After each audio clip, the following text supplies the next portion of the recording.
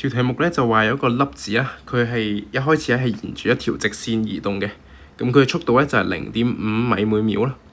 跟住咧喺0.2秒入面咧，佢就會改變咗佢嘅移動方向，並且咧佢係由一開始嘅方向，譬如話向右改變成向左，並且咧佢嘅速度係同樣嘅0.5米每秒啦。咁佢就問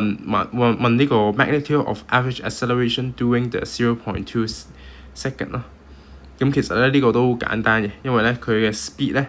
我哋首先咧可以當 velocity 嚟睇啦，一邊咧係正0.5米每秒，另一邊咧就係負0.5米每秒。